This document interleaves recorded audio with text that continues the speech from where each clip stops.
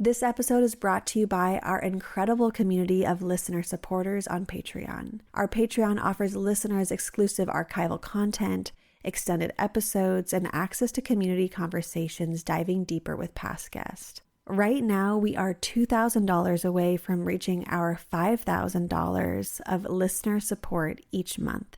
Your monthly pledge ensures that For the Wild has the funding to keep producing informative, thoughtful, and rooted conversations and programming. All funding supports our small team of creatives, podcast production, and special For the Wild projects like our zines and slow study courses.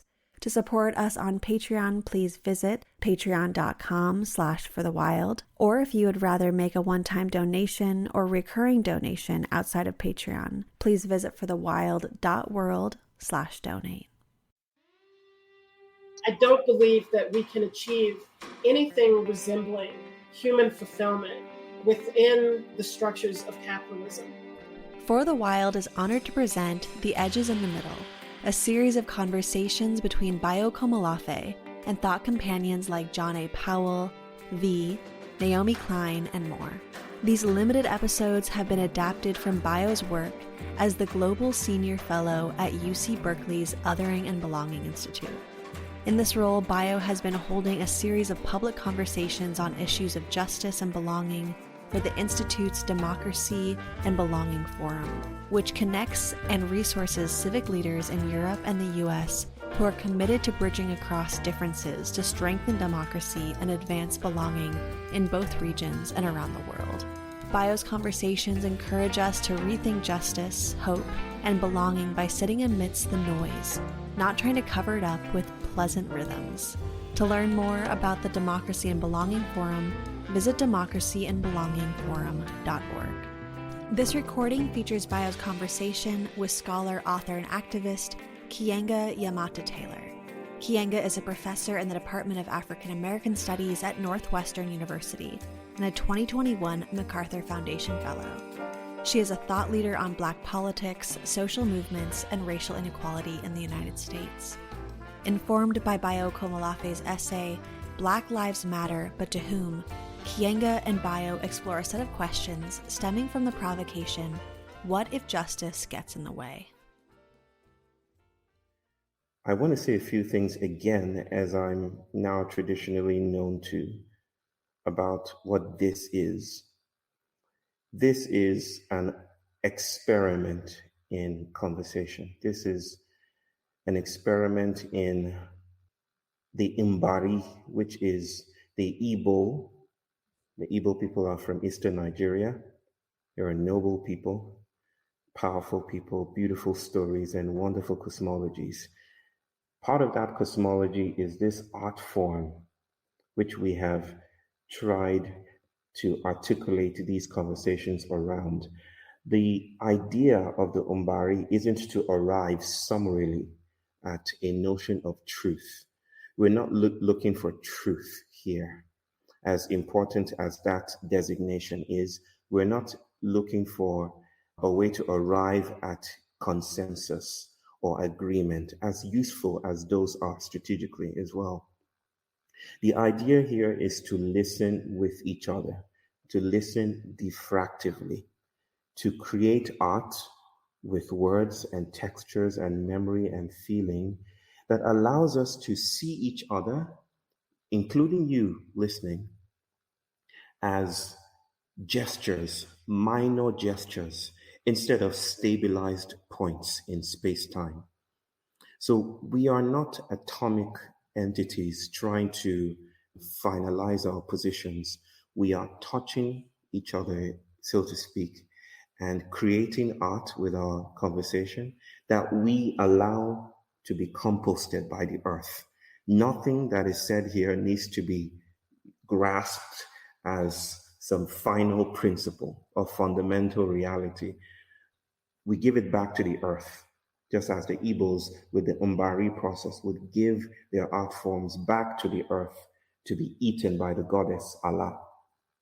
So it's with that that I welcome you to this conversation that is premised and derives from an essay that I wrote a couple of months ago, not too long ago, January. I think it was published in February by my people here at the Institute.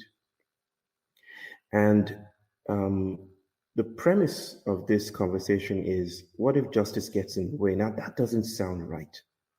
Justice feels like the thing to arrive at. It's what we all want.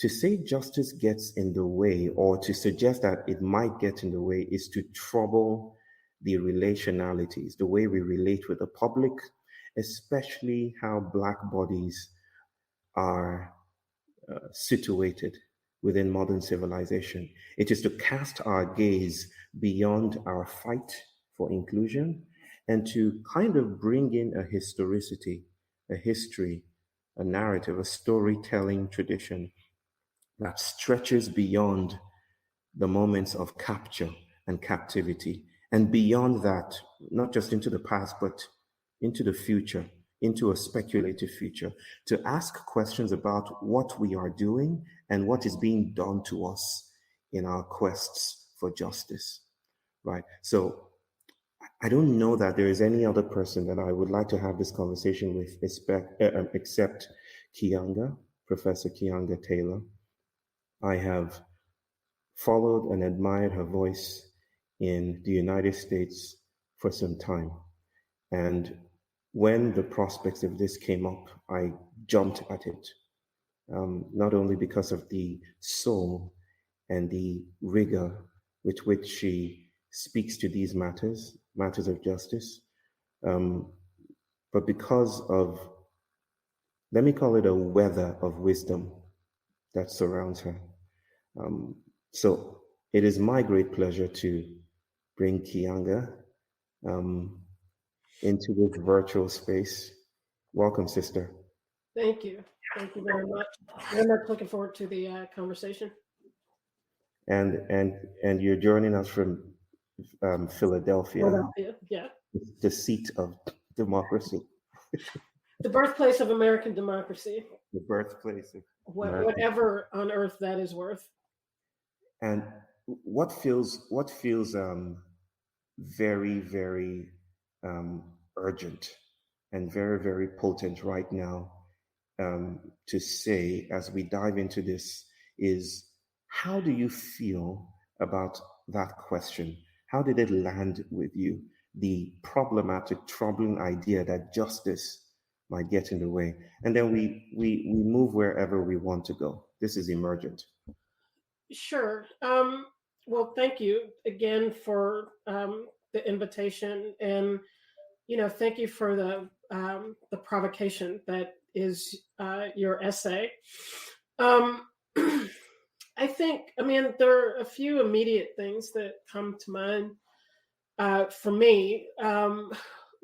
One of which is the question of, some of this is specific to the essay, which is the audience, in terms of who it is that you're writing to, because in some ways, I think that the participation in Black Lives Matter and its many different iterations is quite varied.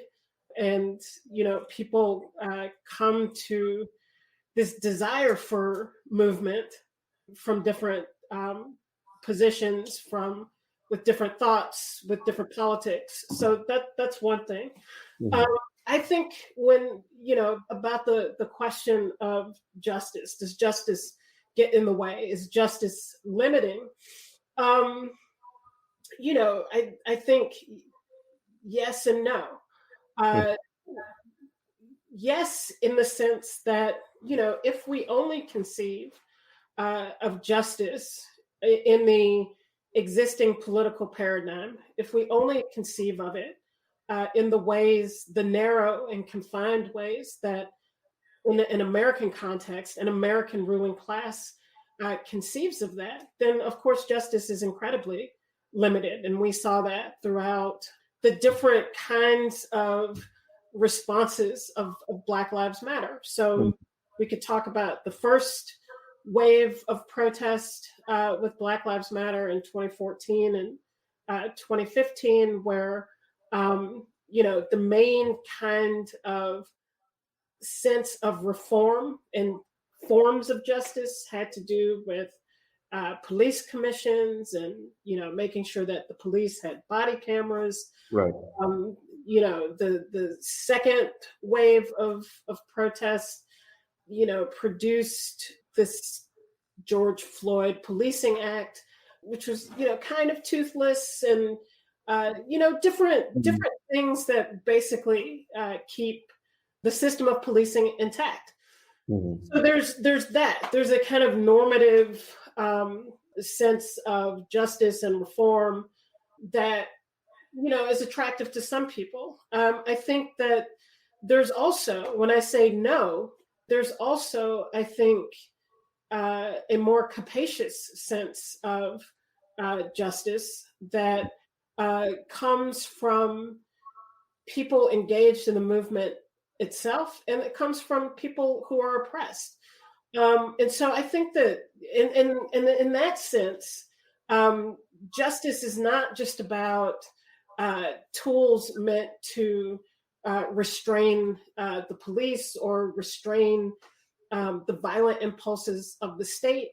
Justice is about what do we have to do to live more meaningful lives. And so that, I think, is important, which is to say that these concepts are not stable and static, delivered to us from on high, or delivered to us in the forms that they emerge from through the Enlightenment. That the struggles of oppressed people have also changed their meaning, or at least put the meaning of seemingly stable categories into conflict and contestation.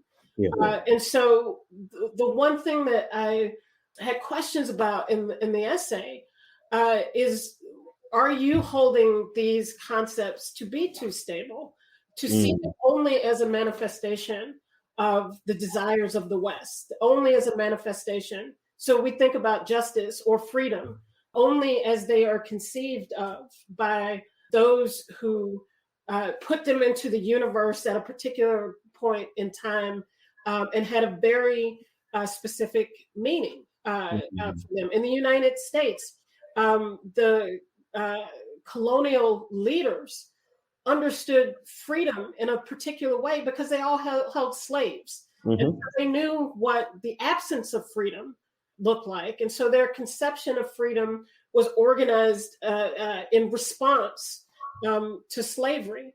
But of course, enslaved people had a very different sense of what freedom was. And so that is just to say that I think that these concepts, which on the surface seem to be reflections of the dominant class and what it is that they desire, are contested and fought over and have come to assume different meaning from the oppressed themselves. And I think that we have to integrate that complexity into the discussion about what seems like stable categories to begin with.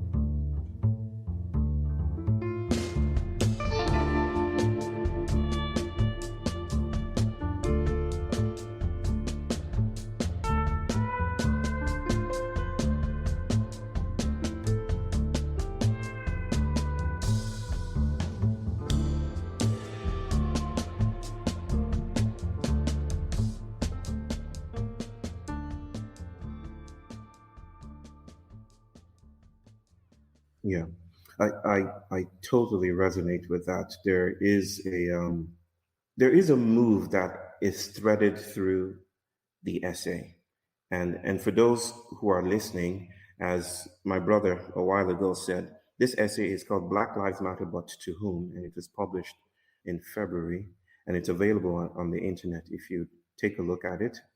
It's not a, it's a long read, and I'm grateful that Keeanga went through it.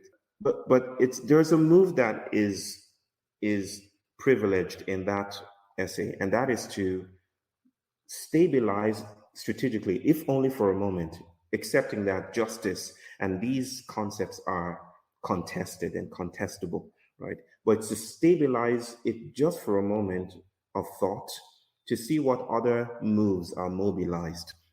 And why that is, you asked me just before we came on what precipitated, what led to this, what gave birth to this. It's that following George Floyd, the event of George Floyd, we had a moment of our own. By we, I mean the biggest country in Africa, Yeah. biggest Black nation on earth, right? We had End SARS, that is, End Police Brutality, SARS representing this violent force that calls into question our wanting to see more brothers and sisters in places of power, right? It queers that a little. And in the struggle to end police brutality, many questions were formulated. Many ideas that have been gestating for a while found expression. Just like the pandemic gave birth to new ideas about schooling and the workplace and organizational arrangements, this gave birth to questions around justice and what justice is doing. We started to have questions or have conversations about how justice is kneeling on our necks, literally, taking the figure of that police officer kneeling on George Floyd's neck. And this has, of course, what I try to do is to trace those beautiful connections that have always existed between diasporic African communities and members of the African continent, right? Blacknesses meeting, Kwame Nkrumah, Martin Luther King, beautiful convergences. I feel there's a new conversation that is troubled or invited in. And I think these conversations are especially needed now in a time when it seems, at least from one perspective, that justice is imbricated with the continuity of modernity. So there is a sense, of course, like you beautifully notice, that we can see justice as this enlightenment thing, right? It's never some transcendent notion. It is emergent from relationship, right? It's how we relate, it's negotiated. But there's also a sense in which it transcends or exceeds those troubling containments. And we can start to see justice. We can even practice seeing justice as something to reach out for.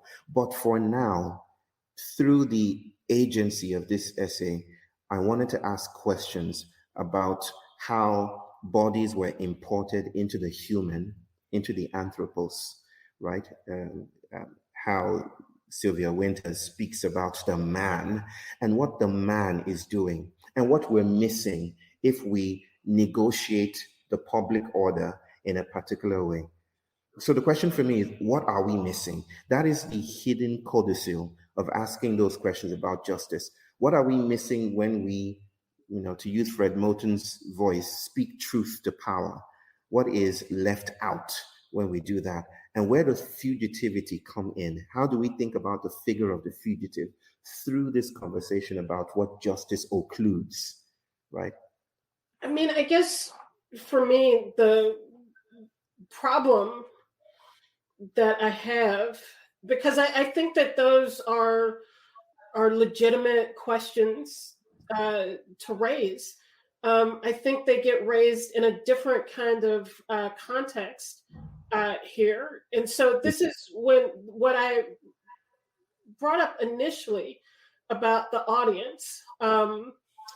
What I'm speaking to there, and you hinted some of this, I think, well, for certain in the essay, particularly actually when you're talking about the African context, not so much in the US, but certainly in the African context, which is a question of class, the question of different interests. And so part of the difficulty I had with the essay, and just in terms of understanding the nature of the debate and who is being argued with, is that in the US, the movement itself is deeply fractured around questions of class, right? And class influences then questions of strategy and tactics. And so what you were speaking to absolutely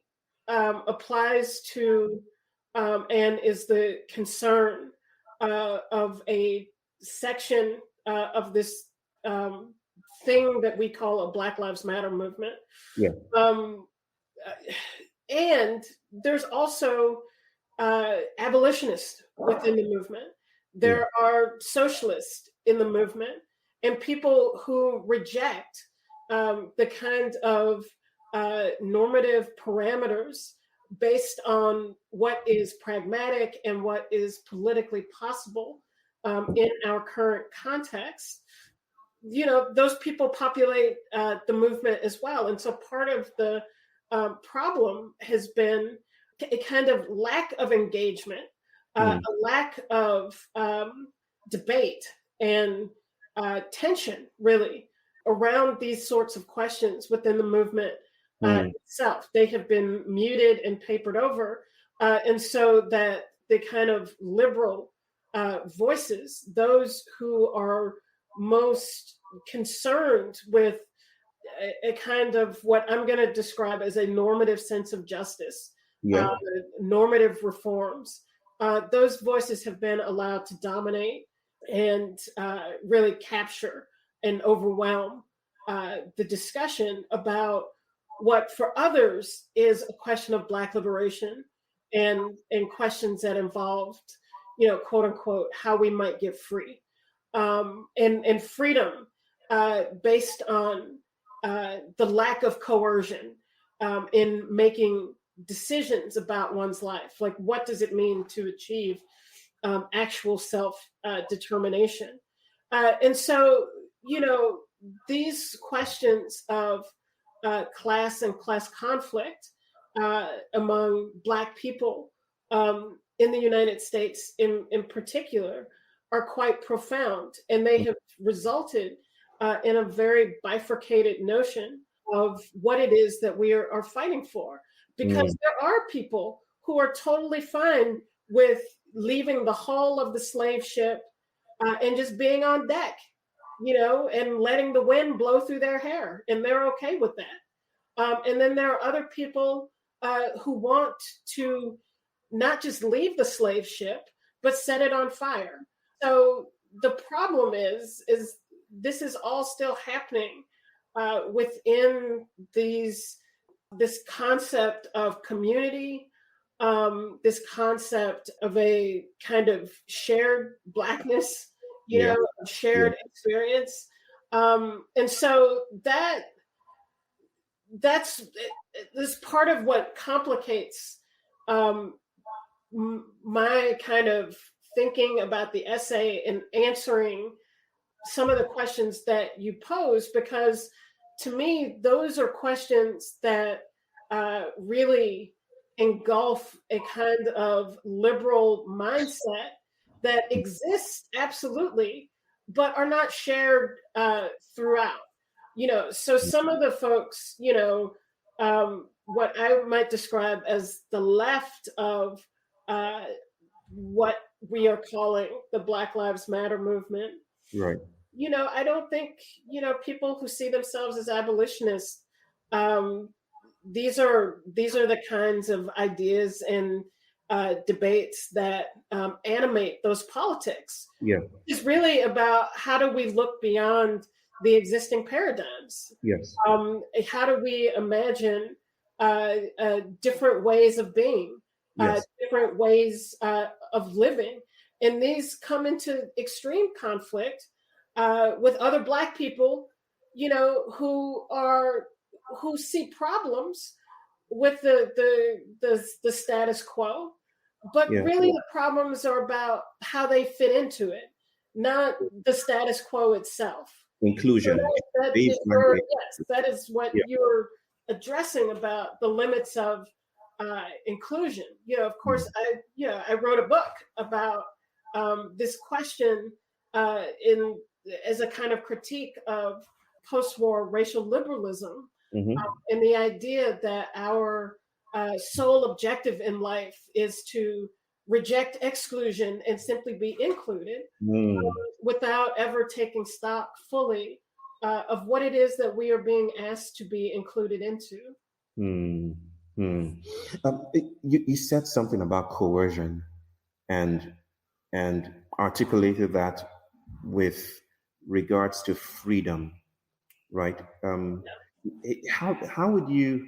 I'm going to use a word that I'm guessing, or I'm hoping that everyone might be familiar with: ontologies, right? The nature of, the reality of. How would you think of freedom then? Freedom being this very, it's a gleaming data point in the intergenerational transcontinental conversation about Blackness, right? We talk about freedom all the time. When Martin Luther King talked about freedom, activism is about freedom, but a thread, if you think about it as a biological or symbiotic thread that runs through some of my engagements through the essay and beyond the essay, is the nature of freedom. Do you want to struggle with that? Let's struggle with that a little, sister.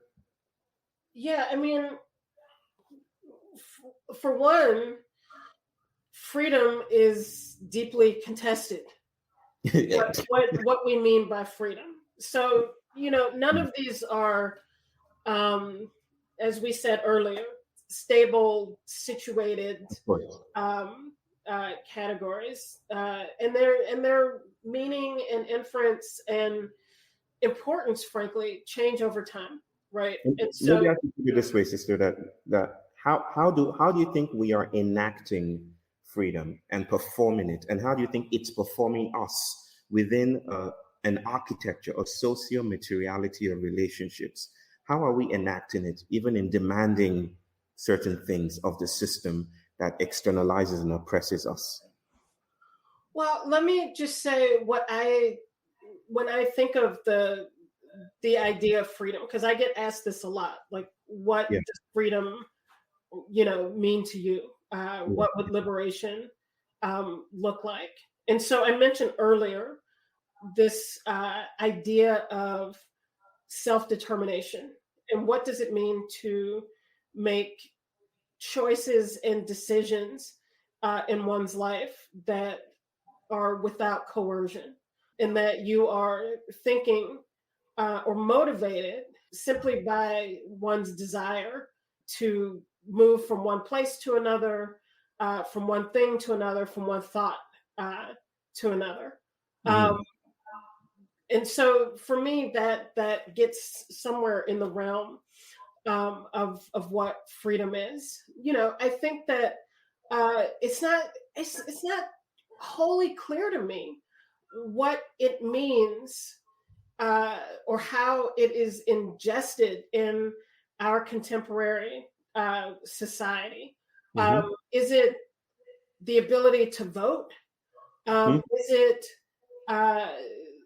to be free? It's often negative, right? It's like to be free from harassment, discrimination, these sorts of things, which to me doesn't sound very free at all. There you go. And so, I think that, of course, we have a political agenda that is limited by what people think is possible, by what people's expectations out of life have been ground down to. So that I think that it has been reduced to its most basic negative form, which is to kind of be left alone, which again is not very free. And so a question that I had for you was really what are you thinking about freedom as something that we should not strive for, right? So what does it mean to be free? And what would it mean to not have that as an objective, as the center of a political struggle? I think that, and I'm deriving or I'm sitting with a response that is grounded in these African stories and the ways that elders in my lands have, alchemized the stories of capture and captivity, and and stayed with the trouble, of this of freedom, right? So running through what I'm sure you recognize as a Yoruba cosmology, with its talk about orishas, is the idea of the pre-individual, which is, if you're listening, you might recognize this as resonating with what a philosopher called Gilbert Simondon articulated. That is, we are not individuals as such that have the property of freedom, right? We are indebted to ecologies, right? We are not isolated. Modernity would have us see ourselves as autonomous, separate beings, right? Who have designation of free or not free. But there is a sense in which even the lack of coercion could be of a bind, right? That even without the outward signs of being shackled, we are still tethered to systems and ways of being and ways of seeing. I just had a dear sister, Dr. Erin Manning, say to me or speak to me about the violence of sight, right? That even neurotypicality is normopathic and could execute some kind of capture. So holding these ideas of the notion of flow that breaks down the distinctions between me and my environment, it calls the whole project of freedom into question. It troubles it. Freedom from what is not as powerful any longer as what is using us, what is instrumentalizing us, even without the outward signs of being coerced. How are we part and parcel of algorithms, systems, and ways of thinking that are sticky to get out of? How are we caught up in a death spiral, right? So I don't know what lies beyond freedom.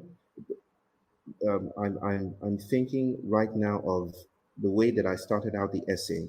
The crafts, running away from the plantation. What I should have added, or what I now think I would want to add if I get to modify the essay, is how, historically, they still had trouble when they escaped. The question is, escaping to what, right? It's always the question of fugitivity. What are we escaping into? Because white modernity, the plantation wasn't as big as what the plantation was serving. The real estate of white modernity was beyond the plantation. So my question is still, what are we running into? How are we co-creating and co-performing freedom? If freedom is still imbricated within specific ways of being that are increasingly problematic, especially now that we know how to name the Anthropocene. So I don't know what freedom leads to. All I know how to do is gesture towards something else, exquisite, beyond my language and capacity, that I would signal with the idea of shape-shifting, the crafts turning into birds, Octavia Butler speaking about bodies melting into other bodies. I'm not exactly sure how to think beyond freedom because I'm part of this project as well. Right. But I feel that we're at a turn, sister. We're at a point in our shared histories, colonizer and colonizer, right? Where the ship is in trouble. And now we have to ask new questions. I think, yes.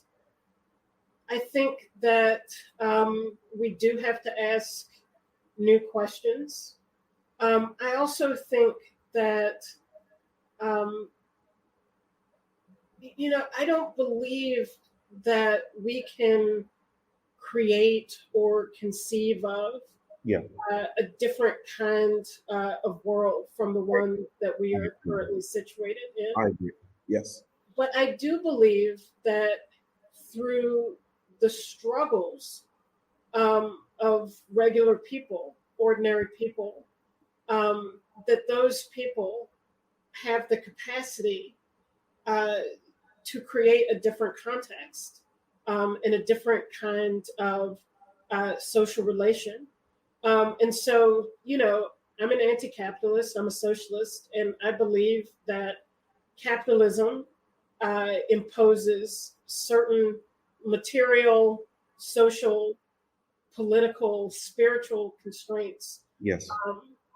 On, Yes. on individuals, socially, society, the whole thing.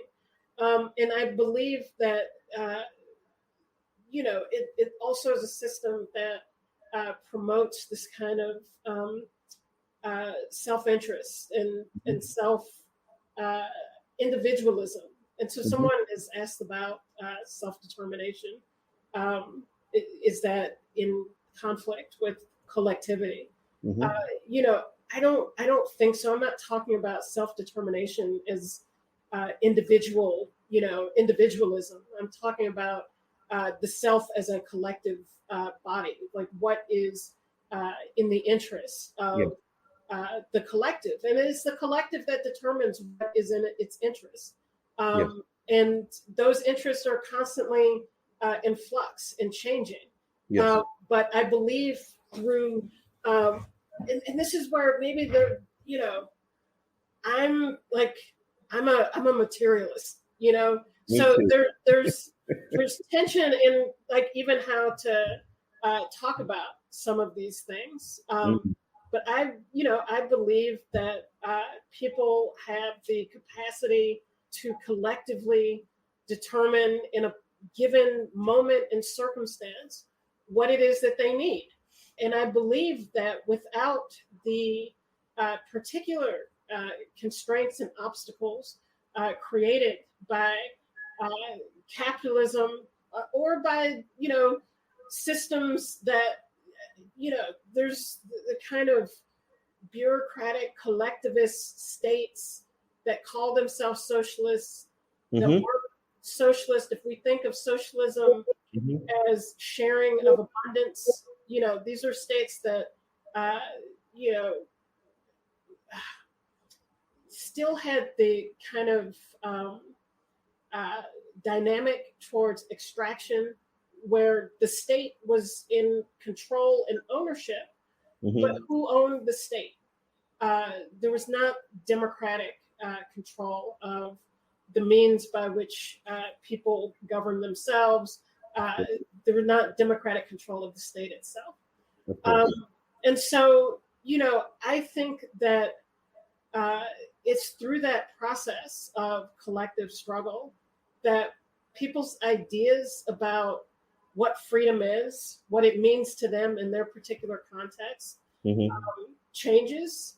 I don't know. I think this is kind of where I'm at with this question, because one of the things that occurred to me in the essay was, what is the mechanism? And so for me, the mechanism for the kind of social transformation that I'm talking about is mass struggle. Yes. And that mass struggle can't be in and of itself. It can't be struggle for just the sake of struggle. I believe that we have to change the ways, the relations between each other, Yes. change the relations between people and how things are produced. Yes. I don't believe that we can achieve anything resembling human fulfillment within the structures of capitalism. And so, what is the mechanism for this kind of social transformation? It is the self activity of human beings through collective struggle. Yeah. And so, one of the questions that I had for you was this question of mechanism. Okay. How do we go from what we are in today to, as you say, walking away from the constraints of these objectives and concepts into something else, that is not bound by these old ideas? Yeah. What is the mechanism that propels that process? Right. It's how people are peopled that is really, really energetically powerful for me right now. So let's read insights into each other's sister. There, when you said I'm a materialist, I know that it's Yeah. it's I'm a materialist too. It's like Yes. of course I would often describe myself as a neo-materialist, along the lines of a post-humanism, of an animism that refuses to center human beings as independent actors, right? So that when we speak about people, I hear processes, right? And I hear fungi, and I hear architecture, and I hear texture, and I hear algorithms that are streaming through the air, so that there's a lot of porosity between the environment and people.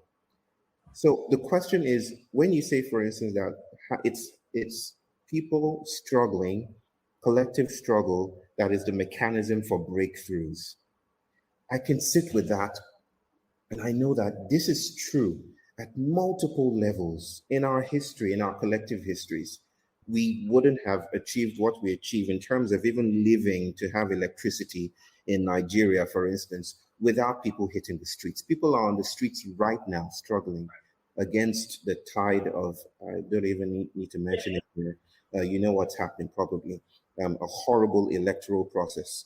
But the question for me still remains how people are peopled, that it's not simply about people struggling. It has never been about people struggling, because environments create people, and not in a deterministic, final way, but even the ways that we come to struggle, even the ways we ask questions, the imaginations we have about what it means to be free and all of that is already a mark of a crossroads. There are multiple effects right there. So that it's never about just this monolithic entity struggling for a new dimension. It's how bodies interact with other bodies. So, and I wish I could put my finger on beautiful and resonant examples that suggest that even with struggle, even as important as struggle is, one wants to hold the tension of where struggle has only bequeathed us with the inheritance of repetition, that our struggle has sometimes led to the proliferation of the familiar, right? I will never forget, listening to Bernie Sanders saying that since the 70s, we've been struggling for a response to climate chaos. And he would say, we have to respond to this yesterday, in the ways that he speaks. We'll have to respond to this yesterday.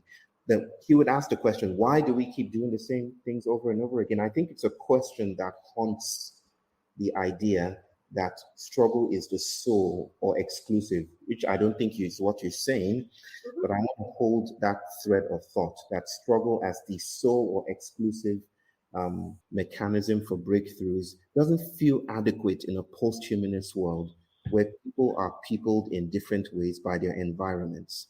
So for me, I think about the mechanism of shifts as lingering in the breaks, right? And by the break, I mean to speak about places where, places of deep errancy, right?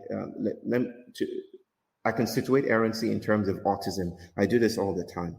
Having been a father of an autistic child, Mhm. I feel that we have learned to pathologize spaces where novelty thrives, right? Um, and you could see this pathologization in terms of how we treat um, disabled people, how we treat minorities, and all of that, and autistic children. I think that they kind of embody, and I don't want to binarize it like the neurotypicals and the autistics, Mhm. but there is a dense site of monstrosity. The monster to me is the cultural symbol of straying away from the normal path. There is the monster, and I feel inquiry, a politics that sits with tracing and understanding how we are imbricated with specific social analytics might allow us to do something different or see something different. Let me put it this way, sister. Now, one problem for me is that we're part of a sensorial monoculture, that even protest and struggle could coexist side by side within a sensory monoculture that engulfs even those that we think are against us, right? We could be part imbricated with the very same systems. I remember seeing a brother telling me that he wanted to get people away from Facebook. And so his method of choice was to use Facebook to get people away from Facebook. It was entirely lost to him, the irony of getting people to do permaculture and away from Facebook by starting Facebook groups, right? It's just a comical example of the ways we're imbricated within systems, Yes. even our struggles are articulated within them. So speculatively, I think of the site of the zombie being this this monster, but which is a decolonial entity, of course, Mhm. uh, with history in Haiti and Black culture. Um, I think of those sites as places of deep interest to me, that it's not enough for us to struggle, because struggle can codify or reinforce the very conditions, under certain conditions, that we're fighting against, but that we need a way of decentering the struggler. Question for me again is, who is struggling? What is struggling? Is there a stable identity behind the struggle? And if there isn't, if even the struggler is contested and the struggle is contested, then what kinds of spaces can we co-enact that allows us to see differently? This is what I theorize as the monster. Mhm. Stop here for now.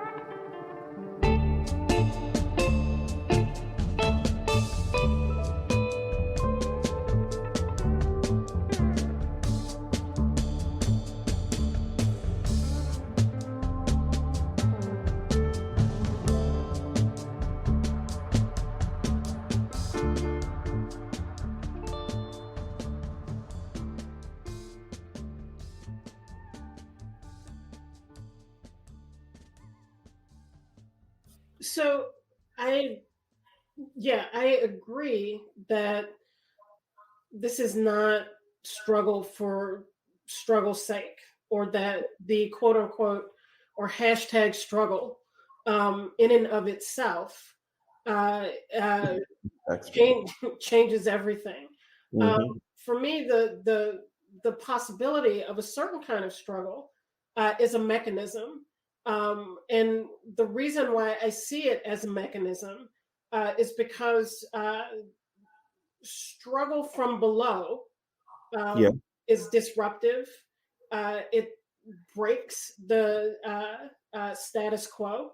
And it's within those moments of disruption and breaks within the status quo that the other part of this becomes viable. And so the other part of this for me um, Mm. is then politics. Mm-hmm. So there is the symbiosis with objective and subjective factors that create the space for different ways of thinking. And, you know, I have a million different examples of that. So it's not just that you struggle, it's Yeah. also the ideas that imbue those struggles. And those ideas are constantly being fought over. I mean, this is the history of the Black struggle in the 1960s. But it was the movement itself that opened up the possibility of Mm-hmm. thinking differently about the position of Black people in the United States Mm-hmm. without any kind of social disruption, which the Mm-hmm. movement represented. Mm-hmm. It was very difficult on a mass level to bring in these ideas about Black freedom, about Right. Black liberation, about how Black people could live differently, not to an external audience, but to Black people themselves. And so for me, without the disruption of struggle, because it's true, fascists have mass marches. You know, January 6th in the United States was a protest, was a demonstration. So it's not just the ability to demonstrate, it's not just the ability to amass people in a certain location. Mm-hmm. I distinguish that struggles in the service of maintaining the status quo Mm. and struggles that are disruptive to it. Those who are in stewards of the status quo may think that a particular movement can help it, is in service to it. But I believe that the longer that a struggle, protest, demonstration movement of some sort exists, that Mm. raises questions about the stability of that society. Now, Mm-hmm. whether or not there is a particular kind of politics that enter into those gaps, that enter into those fissures, that raise new ideas and different ideas about what society is, what it could be, what its problems are, how to deal with those problems, how to respond to those problems. That's a political question. Yeah.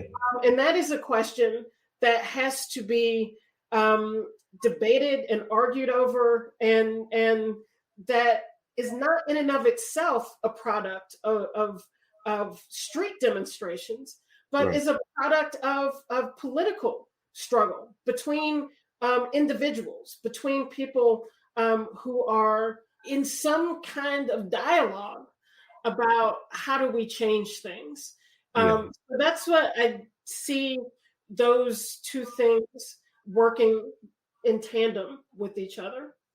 Oh, beautiful. There is a sense, sister, here that I'm in touch with the violence of clock time.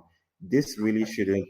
There. I really wish we had 2 hours to do this. I do have something to say Mhm. about what you. So there, it really needs to be said that, at least I want to say that I agree with the need for struggle. There is no dismissing that. There's no sidestepping like, oh, there's a new political movement afoot. Let's get rid of it. No, there isn't any of that.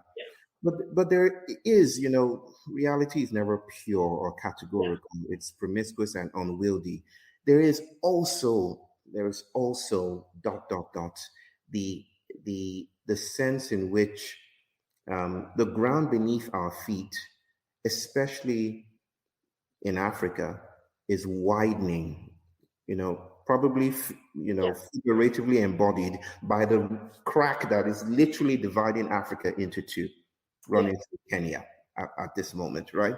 That the ground beneath our feet is going, and that we're finding more and more this to be the case, that our struggle is eaten up, right? That there is some kind of a presumption of able-bodiedness, even in the call, the clarion call to struggle, to fight the powers that be, right? So I'm asking, what do we say to my son who will not look you straight in the eye?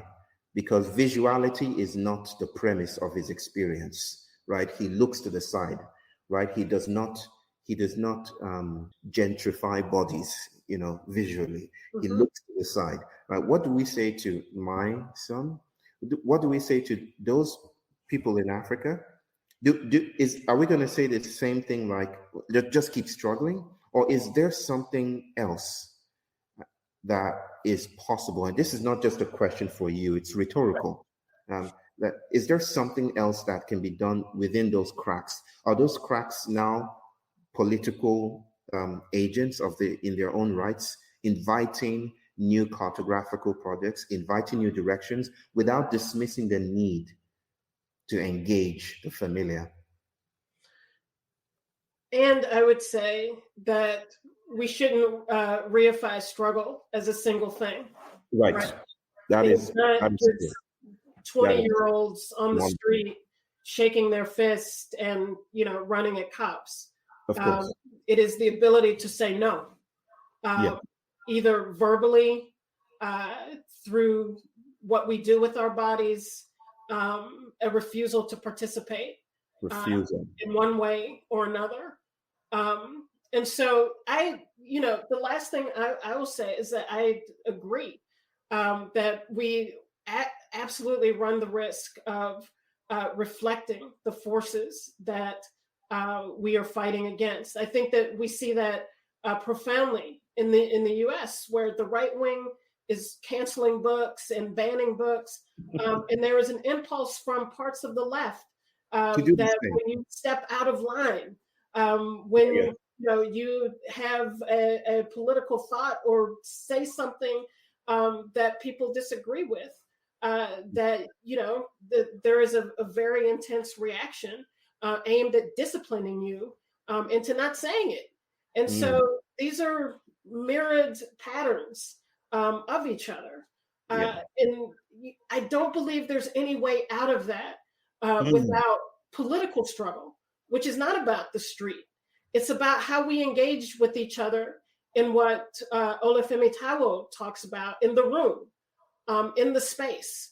And that is a problem that we have in the United States left, an ability to engage one another in the space, on the plane of ideas, to think differently, and to come together to understand, to create a politics with those outside of the room that can really focus on what it means to be free. Thank you for listening to this special episode of The Edges in the Middle. The music you heard today was by Sitka Sun, graciously provided by the Long Road Society record label. For the Wild is created by Ayana Young, Erica Ekram, Francesca Glassbell, and Julia Jackson.